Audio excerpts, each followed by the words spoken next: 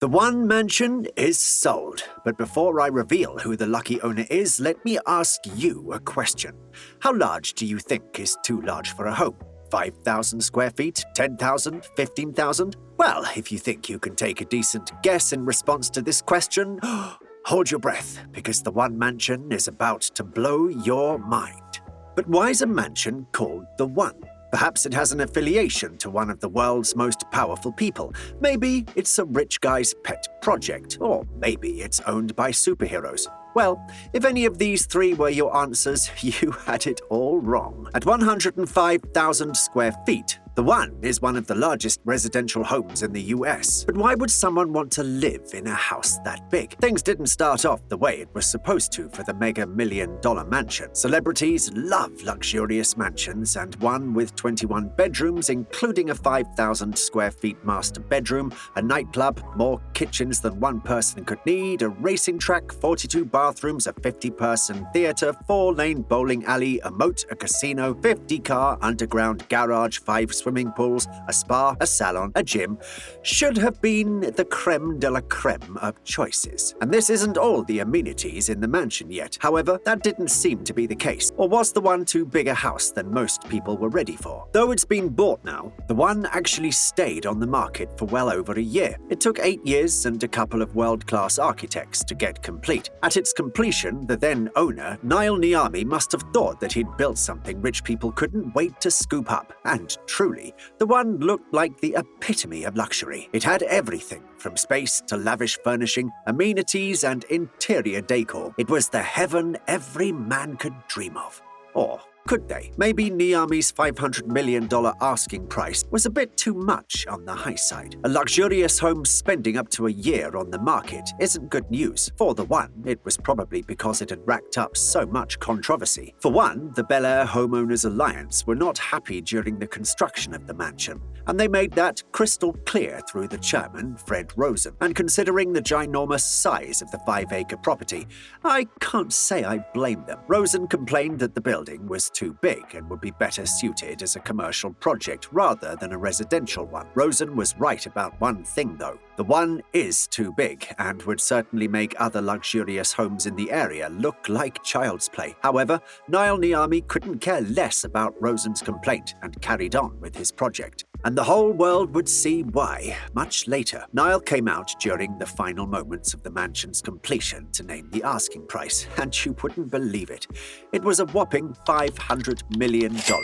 Quick question. If you were Niall working on a project capable of fetching you $500 million, would you have listened to Rosen? Such a price for a house got lots of tongues wagging. At that price, the One was set to be the most expensive house in the world, and as much as people love showing off and breaking records, $500 million felt excessive even for the extremely wealthy. Niall didn't budge, however, until tragedy struck. This time, it was not the damning comment from the president of the Homeowners Alliance, it was something much worse. The One had incurred up to $110 million in debt, and Niami was unable to pay up. How had a house that was just nearing completion incur so much debt? The answer is quite simple: borrowing. In 2018, Niami had borrowed up to the tune of $82.5 million from Hankey Capital to continue work on the mansion. However, by March of 2021, he was yet to pay up. By now, the debt had climbed to a whopping $110 million.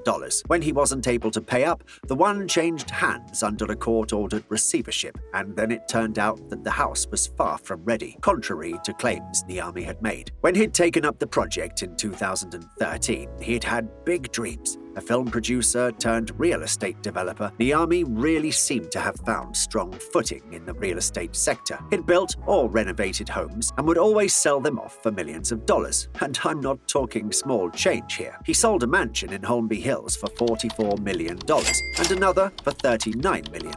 His continuous success gave him the confidence to embark on the pet project. He enlisted the likes of Paul McLean and Catherine Rotondi, and for a while, his dreams were going well until his debts stacked up. For an estimated $500 million, the value of the One plummeted to $340 million.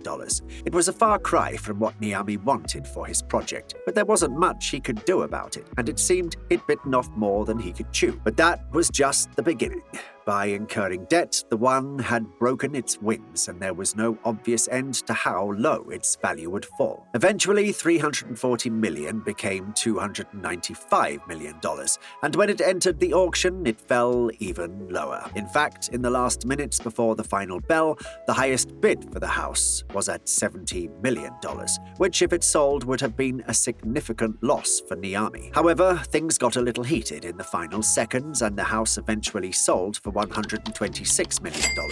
So yes, the mansion has finally been sold. So, who is the mystery owner of the One? That would be billionaire entrepreneur Richard Sagan. If you're scratching your head wondering who he is, you wouldn't be alone. He's the CEO and founder of global fashion brand Fashion Nova. It's a relatively new company when compared to brands like Louis Vuitton, Christian Dior, and the rest, but it's been insanely successful. Despite this, he likes to keep a low profile. Fashion Nova is privately owned, but Sagan has been able to make it work by cleverly leveraging the advantage of social media and using influencers to further the sales of his products. He also keeps tabs on latest trends and is quick to deliver fashion pieces that conform to each trend. He's definitely not the billionaire purchaser many expected, as he wowed many by his acquisition. It turns out that the One is the most expensive home he's bought to date. Sagan has an impressive real estate portfolio, which includes other homes worth $17.5 million and $14.7 million respectively. What do you think about the entire saga surrounding the One?